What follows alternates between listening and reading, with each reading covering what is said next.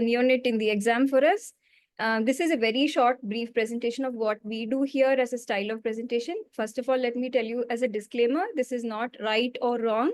Each person has a different style, but we generally try to fit to some points so that it goes in a flow. Because unfortunately, the Indian system of examination is still based on one day. So even however good you are and everything, I don't know how many of you have watched the movie 300. Have any of you watched the movie 300? Okay, I can't get answers here just now. So 300 is it can be seen in English, but it's a movie where the Spartans are at war with the Persians. So the Spartans are just an army of 300 people, and they are waging a war, or they are fighting for their country against a 300,000 army of Persians. And it's the last day which counts. And it's their motivation on the last day, their performance on the last day that makes them win the war, even though they were losing or whatever throughout the war. So here you're not losing anything, but what I'm trying to tell you is that if you're able to put yourself up properly on the day of the exam, be a very coherent presenter, and also keep your confidence so that you can show that you have the knowledge that you actually have, then you've done your best. So if you have everything inside you and you're unable to express it in a coherent fashion and take on the stress of an exam, then you know what happens. So yeah, so here goes. So usually here at we learn this way, and over the years I've heard many examiners take this as a good point. They have encouraged this, that when you start a presentation in a postgraduate level, as in you're not an MBBS student, you're not a postgraduate, you're now a super specialist. And at this point, you don't want to put the examiner in any kind of suspense when you start it, so that you have a clear idea of what you're going to present or whom you're going to present. So the first statement or your opening statement can be a concise and informative one to the examiner, so you don't have any suspense at all. Now, for example, you say that this baby was born at so-and-so gestation with a birth weight of this, to a mother, if at all has any major complications, otherwise you skip that part. And then current postmenstrual age of so much, if relevant, the weight of so much. What were the major issues which were there so far, and what is the current status of the baby? We'll see all this as an example when we present the case. So let me tell you one statement, for example. So you say that this baby whom I'm going to present today is baby B. She was a 36 weeks gestation singleton baby delivered to a mother with severe pregnancy-induced hypertension. She had respiratory distress at birth, which required supports for 1 week, developed pulmonary arterial hypertension requiring high intensive care supports in the form of nitric oxide and HFO, is currently off respiratory supports and is on full feeds, waiting for discharge. So once you've done that, you already have told the examiner, it's just an example I just took off my head, is you told the examiner what he's going to expect from the case. So if you're able to put all that into one concise statement, then you have broken the ice and you've made it clear that your thought process is also very easy for them to understand. So that could be your first statement instead of starting off with antenatal history right at the start. So one sentence will make all the difference. This is one style in which you can start. The second thing you do in your head before you present is you divide your case which you got as a sick or an acute neonate, or is it a growing preterm or a stable baby, or one of the equivalents of the so. You might have special scenarios, like you might have a normal newborn to present. You might have a neonatal jaundice with no other problems. You can have somebody who's readmitted with a new problem. Whatever it is, you'll somewhere classify the baby between a sick neonate or a stable neonate who is there for some reason in the unit. Okay, so even a stable neonate, has some reason why he's in the hospital. Otherwise, he shouldn't be there. So he can be because he's waiting for weight gain, or if he's waiting for some sort of stability, or the parents are getting ready for discharge, or that he's gone and come back for review or follow-up. So something of that order. So once you classify in your head, then you get a sort of order of what is to be done when you present your case. So in history of presenting complaint, this is what you start with in all your other subjects, right? It's only in neonatology that you have a cliche of antenatal, perinatal, and postnatal course that we start as it is a neonatal baby. I mean, it's a neonate. I'd like to start from antenatal history. You don't have to start with that cliche statement. You can say that this baby was delivered to a mother with these problems during antenatal period. So the description of the mother is so and so. Or you can say the antenatal period of this mother constituted of these relevant facts, and go on like that.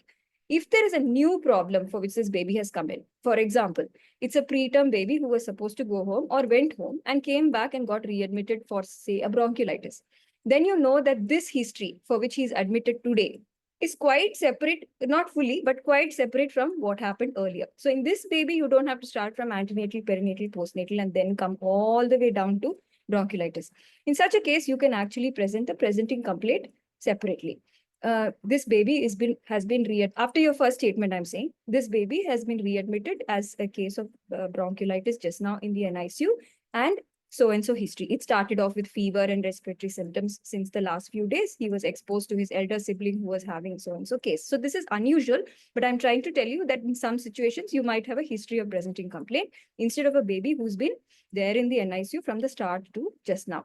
So you shouldn't get stumped if you get a case like that. Another example, suppose a preterm baby went home and he came back with an inguinal hernia with an acute obstruction or a impending acute obstruction. Then also you don't have to start all the way from antenatal period. You present this history, presenting complaint. This baby came back on day so-and-so with a history of abdominal distension and vomiting from so many days of life. The mother had seen progressive abdominal distension and refusal of feeds. Then you describe that history. Then you say, once that is done, then you say there are some relevant points that I'd like to discuss from the beginning, and then you start from the antenatal period to complete your case. Here again, if your examiner is showing symptoms or signs of body language that he's in a hurry, if he or she is in a hurry and doesn't have the time to listen to your whole thing, then you should be able to switch gears from there. So he may say, leave this antenatal, tell me only the positive parts. So you shouldn't again go and say that in the first trimester she had no fever with rash, no exposure to radiation. It's not relevant to you unless she really had a radiation exposure that is more than the current very high allowed radiation limits. Okay, so you should be able to switch gears in case they ask you to leave out the negative histories. That's one. So keep your head clear on that day. Now, suppose all this is not there, it's not a separate history of presenting complaint, then you go back to your usual statement that, yeah, this baby has there is some relevant history in the antenatal and perinatal period that I would like to present. This baby was conceived out of, say, and start like that. So in the antenatal period, there are some points that you cannot miss at all. So first, in postdoctoral level of neonatology, you need to know what kind of conception it is. It does have relevance. You all know that because ART babies do have a different set of prognostic factors, assisted reproduction technique babies, or they are also at risk of more complications, or the gestational age is more reliably calculated. So there are certain factors that ART is important in. So don't forget the type of conception. Number of fetuses, it's important whether it is twin or triplet. Now, there's one more point here. When you're taking exam for, say, one of triplet or one of twin, try to ask the skilled assistant standing there, what happened to the other two? Are they still in the unit? Are they stable? For all you know, one died and you don't know about it. So I have seen some senior co-examiners ask the candidate, don't you want to know what happened to the other twin? So some smart students say the other twin is there in the next bed or is already discharged and doing well or is still on ventilator, but this baby is stable. But not knowing about the other twin may give you some loss of credibility because you don't seem to be bothered about the baby is the idea they get. Okay, these are just some tips for you. There are other things which are relevant in antenatal period, you all know. And so today's class is only not about the theoretical part, it's only how to present. So you in antenatal period, it's conception type, number of fetuses, and the rest of the points that I have demonstrated there. So positive histories, if any of these are there, then you'll have to tell. Okay, and we love antenatal steroids and MagSelf, especially if it's a preterm baby. So you have to present that. And you will invariably get stopped at that point with some question or the other. So you have to know the basics of these two magic so-called drugs in neonatology. Now, if there's any positive maternal history, like suppose she has had severe anemia or she's had PIH or GDM, you can present that. But if in the absence of that, you need not always present that there was no. Okay, especially if it's a short case. If it's an acute case with high relevance to your case just now, then you present that because there also otherwise patients will run out in the examiner. They'll switch off really. So birth history, one of the most important, of course, is whether the mother came in antenatally and the baby was born inborn or it's an outborn baby. And you tell about the unit readiness. Say this unit was ready to receive the sick baby or he was transported by the unit. So it adds a sense of professionality to your style of presentation. Mode of delivery, of course. Then what was the cord management? You don't forget it, but on that day, you'll see when I'm presenting how nervous I am. Okay, now whether the baby is vigorous or needed resuscitation And then delivery room management, especially if it's a preterm baby. What was done specifically before they ask you the question, how do you get ready, doctor, for a preterm baby delivery? How do you get ready for a high risk delivery? How many people should go? So you say that there are certain, if it's not available to you, say they didn't give it to you in the summary, then you say there are some details that are relevant to this case which were not available to me, but I would want to know. And then you present those things, like how many people personnel were there for the delivery, what was needed at birth, like in terms of resuscitation, did the baby have any difficulty then there, things like that. But again, if you're sitting on a growing preterm, you may not want to know if cling wrap was applied in that situation. Okay, so if they ask you the question, you would need to know, but you don't have to specifically go a long time on what was done inside the delivery room for the first 5 minutes. Okay. Postnatally, again, it depends on what available information is there. There are some units who keep in your exam the parent standing by, so you can ask whatever questions, and especially in some places, the parents are well informed, so they'll be able to tell you exactly what happened from start to stop, including what bacteria grew in the blood and what antibiotics were given. Some of them you will not be able to get so many details. You just have a slip of paper with some vital details on it. In some places, you might have a nurse or a senior resident standing there to help you with the history and give you details. In that case, you take out whatever available information is there, dig your mind to find what are the relevant things that they may link your case with at that point.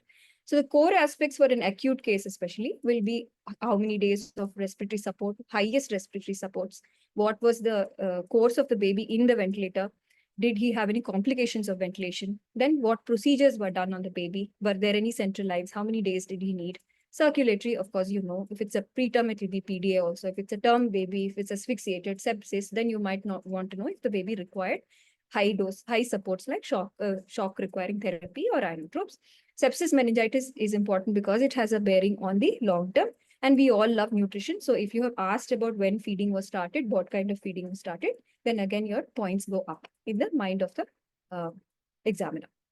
And again, here you classify into whether it's a growing preterm or it's a acute case. So if it's a growing preterm, there are certain points that you must know in the history, like how many days of respiratory support the baby needed, when did he come off the supports, is he still on caffeine, is he still having apneas or intermittent hypoxemia, did he at any point have feed intolerance, did he not have features that can lead to malnutrition or extrauterine growth restriction, was there NEC. Why I'm telling these points is because these are all independent risk factors for long-term morbidity as well. So these are some pointers that you have to know in a growing preterm, even if you don't have the intricate details. So suppose they didn't tell you what was the highest MAP that the baby was on or whether he was on HFO or not, at least you would not want to know how many days of respiratory support he required and when did he come off it, if he is off it in a growing preterm.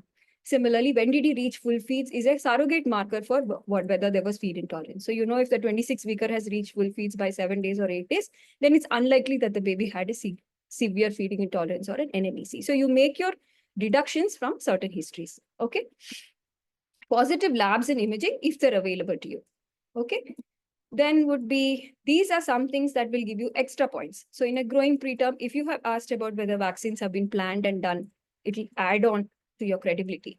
If you have asked family details, we're not asking for Kupusami classification. We're asking you, what are the parents doing? How much have their education level? Have they understood what is happening? Which is maybe completely disconnected from their education level. Okay, there can be people who are very highly educated but don't understand what's happening and vice versa. So how much have they understood it? How much have they involved themselves in it?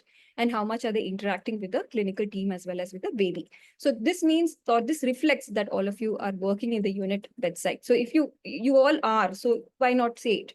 If you are, all of you are working, reflect it in your presentation and put it across confidently that this, I am aware that this mother has been coming in for so many days. She's involved in diaper changing, in feeding. She does so many hours of KMC. If this is not there, then I wish to know these details because it's important on the baby, for the baby. And whatever is done for a growing preterm. That is about history. So we saw sick baby, acute history, what is to be done, growing preterm, relevant points, what is to be done. Okay. And history of presenting complaints separately if it is a detached kind of presentation. Now, in examination also, in the order, again, disclaimer, this is only a style. So in examination, specific order is not something that has to be drilled into your head like in MBBS. CNS means it has to be bulk, tone, power. No, you can titrate it, you can change it based on how much time is there for you, how the examiner is thinking that should you present faster and go straight to only the positive points in examination, Or is it a sick baby or a stable baby? So in a stable baby, say, you're not going to talk about vitals and pulse oximetry and CRT and pulse volume and all right on top. No, your priorities are different. But in an acute baby, talking about anthropometry and urological examination is not your priority. Your priority is to say what supports he's on and whether these supports are okay, whether baby is stable on these or not. Okay, that's why the order changes slightly. So if it's a sick neonate, all of us usually start with what is his environment, as in how is he being cared for and what are his attachments, as in monitors and ventilators. The second most important in a sick baby will be the vitals. So before you do your head to foot examination or your anthropometry, which may not even be done in a sick baby, you go straight to vitals. So we'll see that when I try to present, and you can actually see whether I'm following my own instructions or I'm also defaulting from that. So if you tell your vitals, say, and at that point, unlike in undergraduation, you will interpret the vitals then and there. So you say the heart rate during my examination was between 140 to 150 beats per minute. The pulse was good and I could feel all peripheral pulses. There is a femoral pulse palpable, and all of these are pointers of a normal pulse. Okay. Or you said if the baby is having heart rate of 180. So you say heart rate is 180 per minute. This is tachycardia. Okay, so don't leave it hanging there for the examiner to interpret. You interpret whatever vital is there. So if it's a temperature of, say, you have found a axillary temperature of 36, then you say that this is cold stress. So you interpret it there. Okay. Just like that, when you're talking about anthropometry, which we will see in growing preterm, whatever you found anthropometry, you will tell what centile is it and what is your interpretation from there. So you say it is so-and-so centile for this postmenstrual age. And this seems to be in the extrauterine growth restriction category, although it may be too early to comment. Something like that. So you put your interpretation right there itself. It helps in completion of the whole sentence. So sick baby, environment and attachments and what supports he's on. Vitals, interpret them there. Relevant head to foot, because you might be dealing with a preterm baby with a bulging AF. It might be an anomalous baby that you're dealing with. It might be an FGR baby who's showing features of fetal growth restriction. It might be a IU infection. So in that case, relevant head to foot. If it's a growing preterm, also head to foot will come, but with different pointers, different priorities. Anthropometry in a sick baby, try to be a little practical. Don't do length and all that. You can say that I did not measure length. If it's available to you, you can report it. Okay. So head circumference also, if you have a scalp edema baby, if you have a severely plagiocephalic baby that is being supported on very high supports, if you're like a post-operative baby who's lying with the midline head and you're not supposed to disturb him, then you say that I didn't measure the head circumference. And you say that regarding anthropometry, I could not and I did not measure head circumference, length and weight, but I am aware that the current weight is so much from the unit. This is in a sick baby. The next would be, which you might have finished earlier, is the supports and adequacy. This will be like part of the respiratory system examination. So suppose your case is a MAS with PH, then the first system that you will present after all this general examination, so-called general examination, will be respiratory system. So in that will be, part of it will be the supports and what ventilatory support is he on and whether you feel these supports are adequate or not, which means that you're interpreting the baby in context of the support. For example, my baby is on high frequency ventilation with a MAP of 13 centimeters of water, FiO2 of 60%, and a delta P or amplitude of so-and-so centimeters of water. The baby's chest is wiggling well, but I also see the abdomen and the half of the thigh wiggling. This might be slightly too much of a delta P, but I will corroborate those findings with the other things that I'm going to present. Same way, if you're dealing with a preterm baby who's on 20/6 pressures, but on 21% oxygen and the chest is heaving or moving a lot. So you can say that currently the baby is on PIP of 20 and PEEP of 6 and an FiO2 of 21 or 0.21. The baby's chest rise seems to be a little high or more.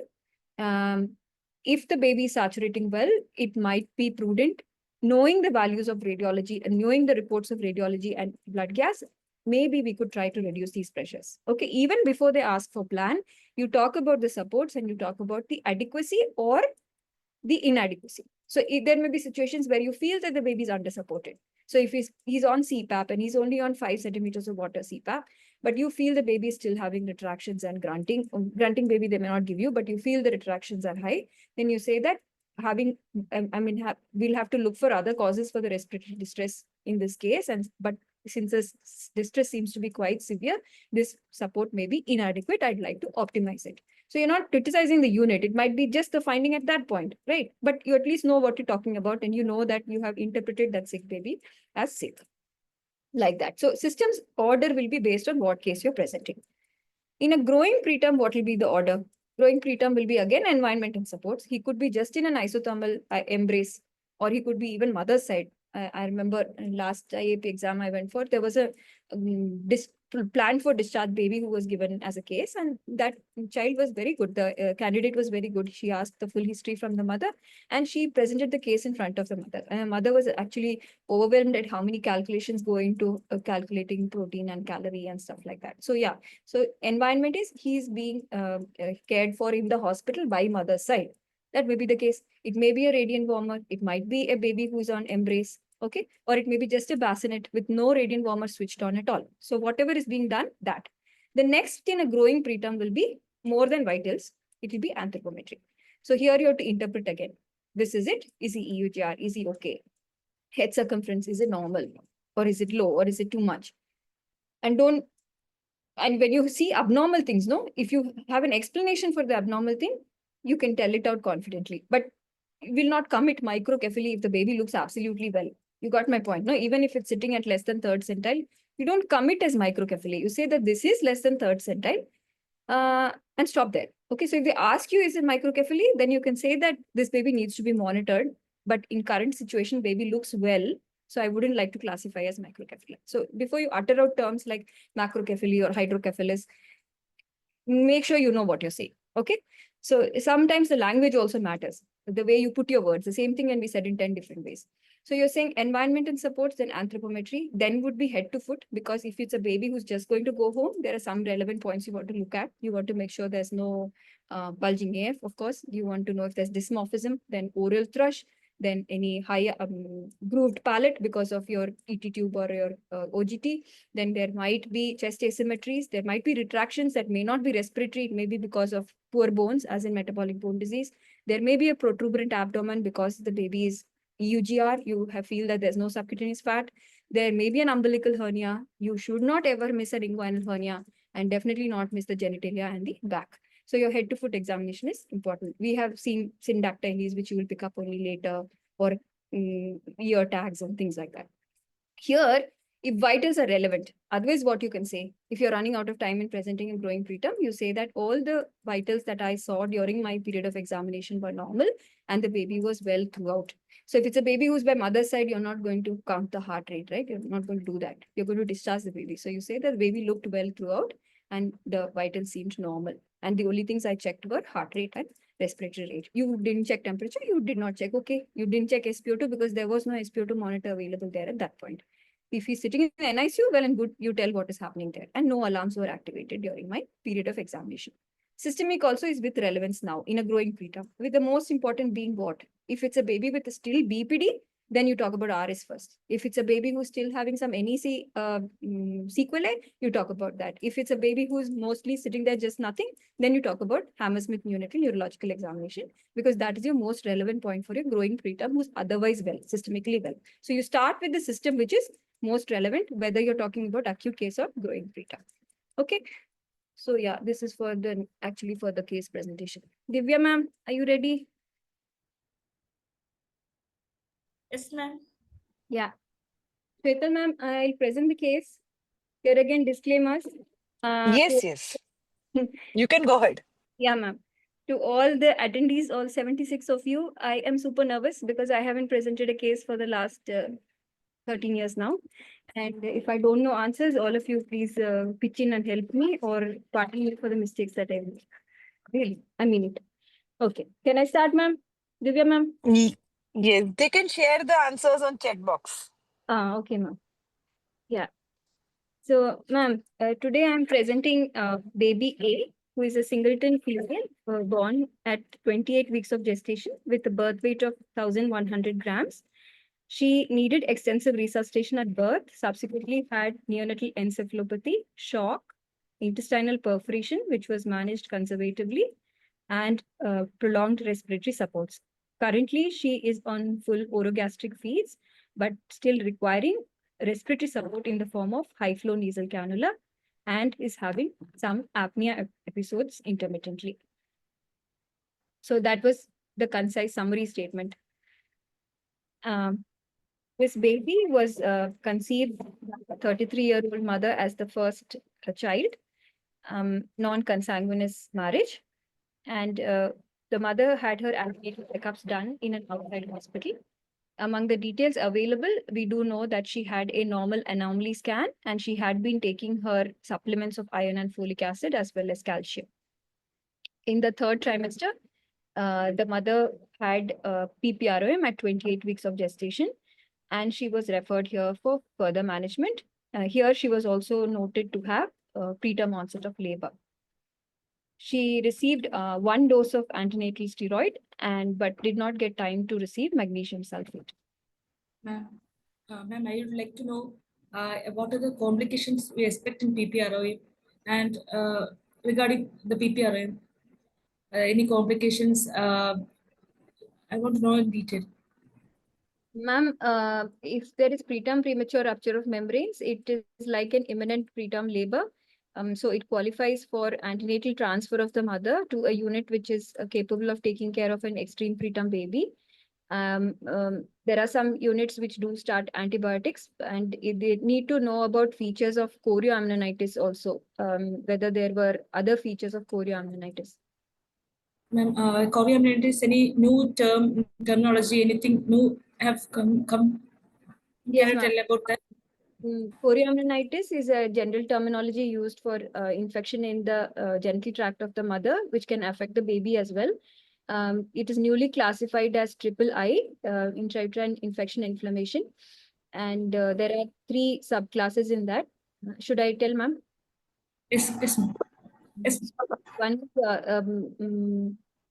is fever, isolated fever, which is taken as 39 degrees in one recording or 38 degrees in 2 recordings half an hour apart. Then there is suspect triple I, which is fever along with either maternal leukocytosis or fetal tachycardia without any other reason, or pus coming through the cervical os. And proven will be if there is these features along with a positive amniotic fluid culture or gram stain or a positive histopathology of the placenta. Okay, okay. Then ma'am, you told about the ANS. Any of the ANS, any like what is any what the ANS based on various gestation? What is the protocol? Any protocol is there, For, or any for antenatal antenatal steroid? indications you're asking, ma'am?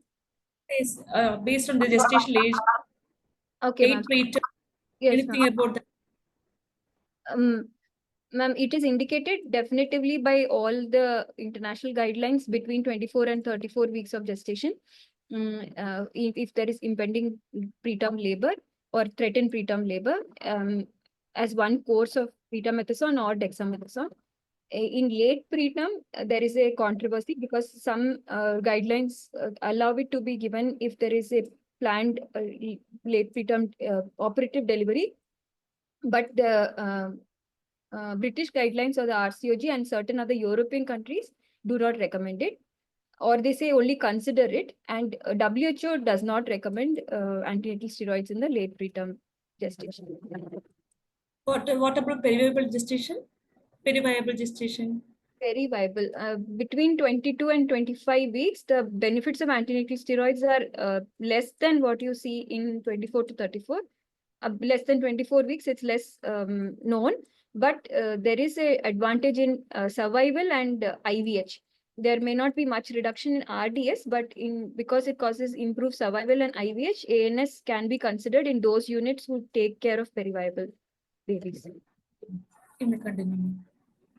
Okay, ma'am. So this baby was delivered by emergency LSCS because of preterm rupture of membranes, a preterm onset of labor, as well as breech presentation on 15th of January this year in the night at 9:49 p.m. In KIMS at 28 weeks of gestation with a weight of 1.1 kilos. It was a difficult extraction because the breech was already engaged in the pelvis and had to be covered with some difficulty. Ma'am, the baby was floppy at birth and did not cry. She was having actually no signs of life, as in heart rate was auscultated because the baby was floppy. It was asystole.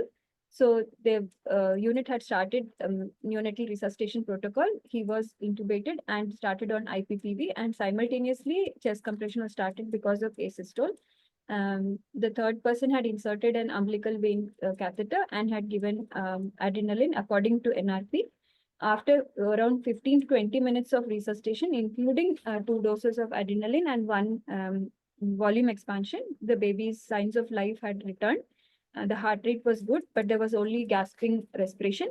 And this baby was shifted to NICU for further care on neochap ET ventilation and supports. This mode of preterm delivery, any operative required? Preterm delivery, any operative required? What's can you tell about that? Mode of delivery. Finally In delivered. Sorry, ma'am. This baby was delivered by emergency CS. Ma'am, if there's current new evidence showing that if the baby is delivered extreme preterm, there is some advantage of operative delivery in terms of neonatal survival as well as survival till discharge, that is beyond 1 month also. And the risk reduction is much higher if the presentation is abnormal. So if it's a breech presentation, then LSCS definitely has a advantage over vaginal delivery. Okay. And this labor room team, whether anything they have to look into, like what else they have to look into during this CS, anything else they have to look into, like about you told about a chorioamnitis, so anything else we have to look into? Ma'am, they could the neonatal team could ask for the placenta to be sent for histopathology because of PPROM also, and because it was Okay. pre-onset of hormone. Okay. Okay, so this baby was brought to NICU and connected to ventilator. She was ventilated on synchronized intermittent mandatory ventilation at pressures of 22 PIP over 6 and 50 breaths per minute with 100% oxygen. And the first blood gas showed mixed acidosis with a pH of 6.8, a CO2 of 104, and a base excess of -16 with a lag rate of 16 millimole per liter. This baby was given 1 dose of early rescue surfactant.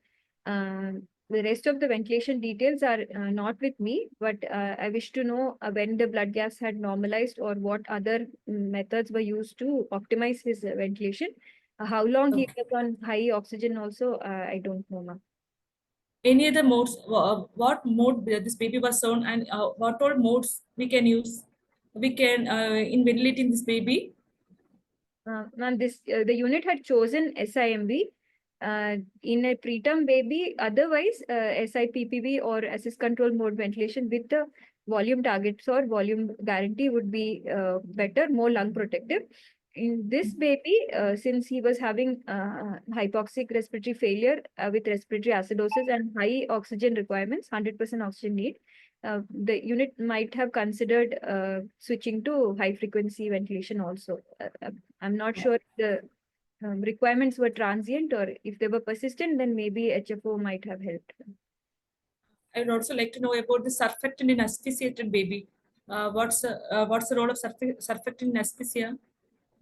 Any role?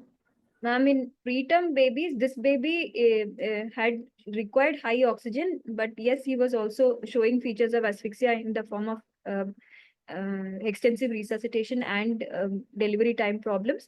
But if the less than 30 weeker is ventilated and is showing high oxygen requirements, I think the surfactant is justified. Okay. This baby was then continued care by IV fluids. He was kept nil enteral feed for 1 or 2 days and received antibiotics in view of the early neonatal sepsis risk factors, and also adrenaline infusion, which continued for more than 24 hours. He was requiring also blood products, packed red blood cells, leukodepleted, and fresh frozen plasma for a clinical coagulopathy. So what's the I know inotropes in babies? This type of babies. What is just anything about this inotropes? What is recommended? What can be used like that? What's Choice, bet? What best? choice Choice of inotrope, ma'am. Yes, choice of inotrope. Ma'am, it depends on the type of shock that you're dealing with and the situation also. So, and of course, the role of functional echo is very high now. If there's a baby who is having hypotension, then one of the inotropes are good, which would be adrenaline. If it's only solely hypotension, then noradrenaline can be added with another inotrope. Dopamine is used in some settings if there is a hypotensive shock. It does have a problem that it might increase the pulmonary pressures also. So nowadays there's more of trend of using adrenaline than dopamine for hypotensive shock. Okay. So the first day, these measures were taken. Also, one more important history in the first day was that the baby had neonatal encephalopathy features in the form of hyper alertness, more movements than usual, and also some abnormal movements. In order to qualify the abnormal movements, an EEG was done, which showed centrotemporal sharp waves with burst suppression. So the unit opted to give a phenobarbital loading as well as maintenance for 2 to 3 days. The baby, yes, ma'am. Classification. It's a preterm baby, no? So whether we can tell us this HIE, severe HIE or moderate HIE with mild HIE, whether we can tell like that? Ma'am, the standard Sarnath classification can probably not be used in this baby because it's for 36 weeks and beyond. But neonatal encephalopathy, we can say, ma'am. Okay. So the baby was, after this shock settled and the baby's respiratory requirements came down and the initial phase was, crisis was tided over, the baby was noted to have progressive abdominal distension, which was quite rapid from the 4th day, with a deterioration in clinical status once more in the form of altered perfusion. There was tachycardia, hypotension, and decreased sensorium as well. At that point, the unit took an X-ray, which was suggestive of pneumoperitoneum, and peritoneal drains were inserted. The peritoneal fluid was What believed. are the differentials of pneumoperitoneum? Differentials of pneumoperitoneum. Can you tell some differentials? Ma'am, the most common cause in neonatology for pneumoperitoneum in preterm would be necrotizing enterocolitis. There are other causes like spontaneous intestinal perforation. And if there is a GI malformation like an obstructive GI disease, congenital malformation also, it can lead to perforation. Then other unusual causes are there like Hirschsprung's disease or Meconium ileus, which can be perforation. But NEC SIP would be high up on the list in this baby. How can you differentiate between SIP and NEC? How can you tell it is whether it's SIP or NEC? There are some epidemiological factors and clinical features which can help in differentiating, but the final diagnosis usually happens by intra-op findings or by histopathology. SIP usually happens in extreme preterm babies and mostly before enteral feeds are started. It also can cause a sudden clinical deterioration, but the signs of peritonitis are slow to come. And sometimes when we put the peritoneal drain, we might get only air and serous fluid. Versus NEC, the day of life at which it presents is usually little later after enteral feeds, that is osmotic load to the gut has started.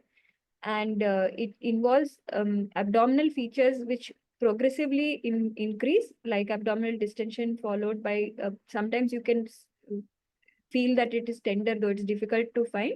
And then there will be systemic features also making the baby deteriorate, like perfusion abnormalities or respiratory requirements increasing.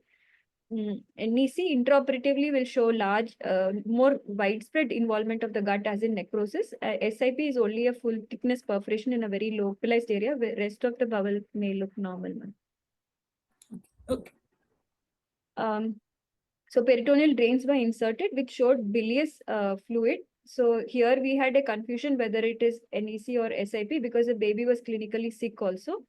The unit had planned a surgery once the baby stabilizes, but could not proceed with it because the family was not willing for a surgery without a guarantee of intact 100% survival. So conservative mode was taken and only peritoneal drains remained in situ. No definite laparotomy was done on this baby. Which is a choice a little bit, between the peritoneal drainage and respiratory laparotomy, which is better? Any protocol like that? Ma'am, again, this is the controversy which has been going on. Primary peritoneal drain versus laparotomy. In SIP, both have got similar survival outcomes as well as long-term intestinal outcomes. But in NEC, peritoneal drains, only 50 more, less than 50% of them may be the definitive mode. It has finally the baby may require laparotomy at some point if it's NEC, or their survival may be actually better if it is really NEC to in the group where laparotomy was done versus those in which only peritoneal drain was done. Okay. I'll continue, ma'am. Yes, you can continue.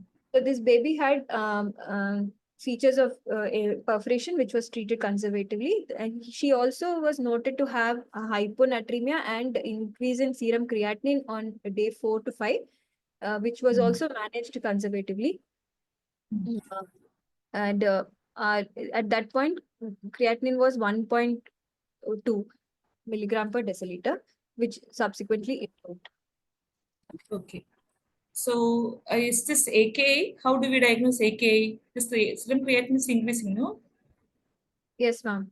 So AKI, there are classifications.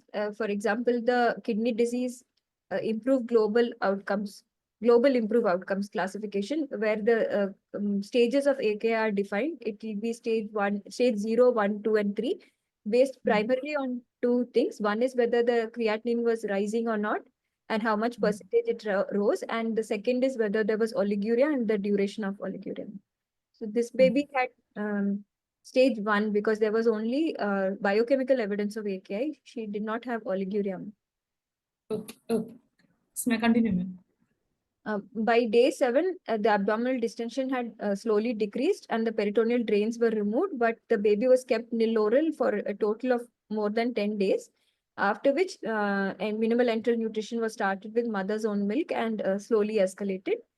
But there was one or two more events that I would like to describe. One is a failed extubation on day 17 because of multiple apneas. The baby had to intubate within hours of attempted extubation. And the second is that there was a episode of sepsis. The baby had deteriorated on day 20 with tachycardia and need for antibiotic upgradation, and chest X-ray had shown new infiltrates. There was increase in ET secretion as well as increase in need for respiratory supports. At that point, the blood culture had grown methicillin sensitive Staph aureus. Since the baby had more than 3 central lines through the core, epilepsy was suspected with the VAP, and it was treated with sensitive antibiotics. So what are the differentials for VAP? What all thing we should consider? Apart from VAP, any other differential we should consider Yes, from the ma'am. history? In this baby, since it could have been epilepsy, it might be a primary sepsis itself, which resulted in a pneumonia. It need not be a VAP that came ventilator associated. So it can be a bloodstream infection which then seeded the lung. It could be a mechanical collapse or a consolidation that we saw because of an abnormally placed tube, or because of an abnormally placed tube or no position changes happening. It can also be, this baby has a problem of reflux and regurgitation as well. So it may even be a microaspiration leading to pneumonia. Okay. Okay. Not the differentials. Something about the CLAPSI bundle. You Yes, were ma'am. telling about CLAPSI bundles are a group of interventions that are put together and found to decrease the rate of CLAPSI in a unit. And usually it is classified in 3. One is insertion bundle, maintenance bundle, and a removal bundle with independent components in them. Okay. Okay. You may continue. So by day 30, the baby attained full enteral feeds and parental nutrition and IV fluids were stopped. Successful extubation was done by postmenstrual age of 33 weeks, that is 36 days of life. And the baby was on HFNC by postmenstrual age of 35 weeks, which is currently her postmenstrual age. So baby is So now. in this baby, the estimation to which respiratory support is better? Any protocol? Anything? You have to. Can you tell something? So in preterm babies, extubation to nasal intermittent positive pressure ventilation, if possible, synchronized. SNIPPV or NIPPV may have advantages over just CPAP or HFNC now. Okay, okay. You may continue. So current problems are that the baby is on HFNC support still and having multiple apnea prematurity, apnea events. Baby also has some regurgitation or episodes of vomiting, especially just during the feed or after feeds associated with apnea episodes. So that is the current problem just now. Otherwise, the screening tests have all been done. Her thyroid function tests are normal. She did have features of biochemical metabolic bone disease, which was corrected with phosphorus and calcium supplements and protein optimization. Her ROP screens have not shown any type 1 ROP so far, and she's still on ROP follow-up. Her neurosonogram done initially were normal, and the third week, a grade 2 IVH was detected. Serial monitoring, no neurosonograms and head circumference monitorings are being done. Do you expect any long-term complications in this baby? Do you expect any long-term complication? Yes, ma'am. This is I mean, if I'm talking to family, I would like to classify it as a high-risk baby because of multiple morbidities that she had, which are clearly associated with higher risk of neurodevelopmental disability and growth failure. She had severe asphyxia. She required prolonged ventilation. She had a perforation peritonitis, which itself is a bad risk factor. She had a culture-positive sepsis, which could have been associated with meningitis. And she does have a IVH, but it's a grade 2 IVH. Grade 2 IVH generally have good prognosis, but the rest of the morbidities, she needs to be on high risk follow-up now. So this predictors of outcome, any predictors, you know?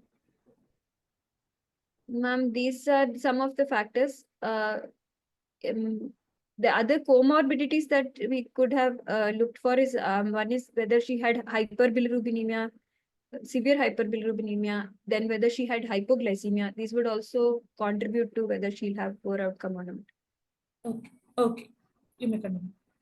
So currently, nutrition-wise, she is on full enteral feeds at 150 ml per kg per day with full standard fortification of with human milk fortifier, giving a calorie intake of 130 kilocal per kg per day, protein of 4 gram per kg per day, calcium intake of 100 mg per kg per day, and phosphorus intake of 50 mg per kg per day. Now, that is my history, ma'am. Okay, can you tell about the thermal management is in this type of baby? Thermal management in this type of baby. Ma'am, initially or now, ma'am? Mainly initially, and now also. Can tell about the thermal management in sick babies. To maintain normal temperature and thermal stability, very low birth weight babies can be received during the delivery room itself with specific measures like pre-warmed towels, radiant warmer, pre-warmed cling wrap, and heated humidified gases, measurement of temperature and optimization at the correct times. Apart from that, prevention of comorbidities itself contributes to management of temperature. Like if you have shock, it may contribute. If you have hypoglycemia, it may contribute. Hypoxia may contribute. These babies are better received into incubators, which are heated and humidified. That is one important method of temperature regulation. In the chronic state, currently the baby is not requiring any heater output, ma'am, but I'll describe that in the examination. Okay, okay. You may continue. So that was the history. Coming to examination, the baby is being nursed under radiant warmer with a set temperature of 36.5 and the probe attached to the right hypochondrium. She has a recorded temperature of 36.5 and therefore the heater output is 0%. The baby is being monitored by multipara monitor with only the SpO2 probe attached in the right upper limb. During my period of examination, I did see 1 or 2 episodes of desaturation with a transient bradycardia, but she improved spontaneously on her own. I did not need to stimulate her.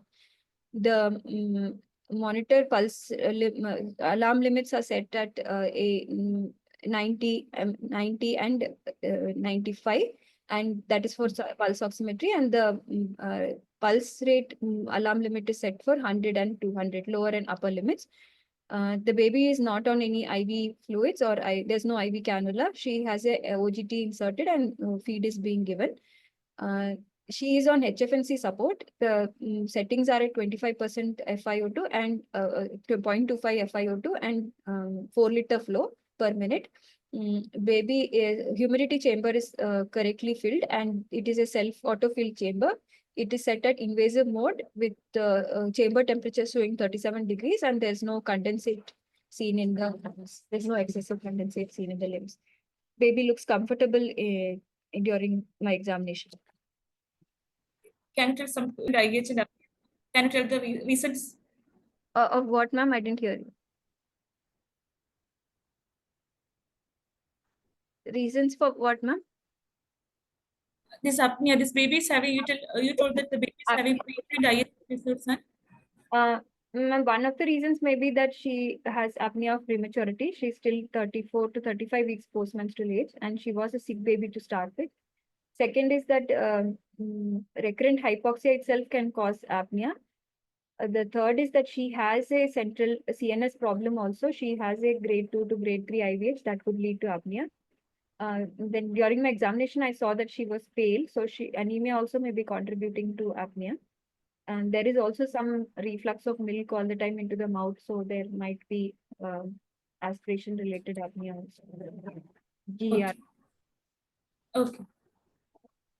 Ma'am, Shweta ma'am, I think we're overshooting time, ma'am. Can I just check order or of presentation or Yes, yes, it's true. But how much time you will be requiring? ma'am, I can just wrap up with the order of the examination, ma'am, if the case is okay. Sure, sure. You can continue. Yeah, so Divya, then I'll just tell the order from here. Thank you, Da, for being my examiner. Stay there, don't go. So after I present the environment, then I present the vitals and I tell that the heart rate is 190 per minute and it is tachycardia and that part needs to be addressed. The pulse was normal volume and so on. Then the respiratory rate also I found to be 60 per minute and there were some mild retraction. So this is also tachypnea and needs to be addressed. So the interpretation of each vital can go on at that particular time. Then anthropometry comes. There I'll have to tell what centile for postmenstrual age the baby is and compare it with the birth centile. If you don't have it, then you say that I need the birth centiles to compare and interpret the current anthropometry. In general examination, in this baby, it will a combination of both growing preterm as well as a sick baby. So you will have to describe how comfortable she is and also head to foot of a growing preterm, which we just talked about some time ago. Here in this baby, I'd prefer to start with respiratory examination as a system examination because we still have an active respiratory problem going on. She's still on supports and then give some good relevance to the neurologic examination as well. We did want to actually present the neuro part, but I think we're running out of time, ma'am. So we'll stop there and ask for comments, madam. I see the Thank chat. you so much. Is there any the participants wants to know anything more? I must have gotten bored, ma'am. All No, of no, they are there. 85 are there. That is really commendable. So this way you have to present the case. So any query, please write in the chat box. We can discuss out. ma'am, there are two short videos which we actually took. Like it'll take less than a minute, maybe. That is about the environment and how the neurologic examination was done. Shall I just share that? Yes, definitely. Okay, so this is about the CNS part. Again, here it's just a matter of how you want to do it. 1 second, I'll just check if it works.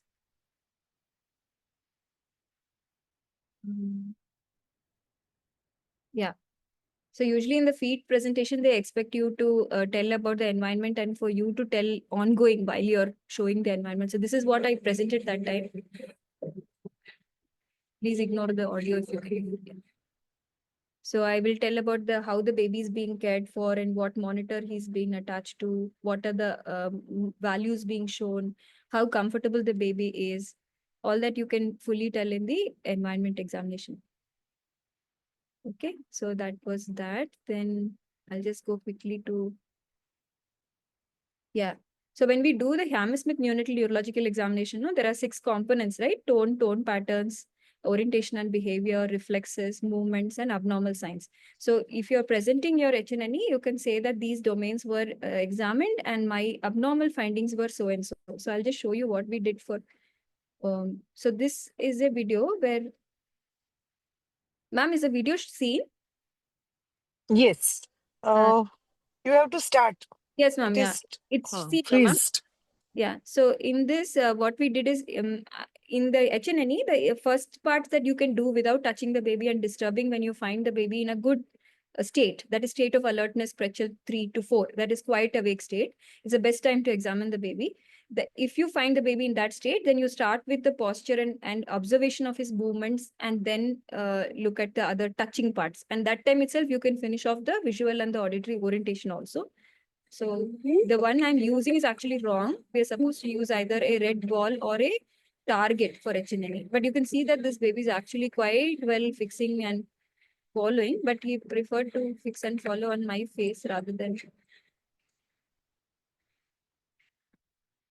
Very good.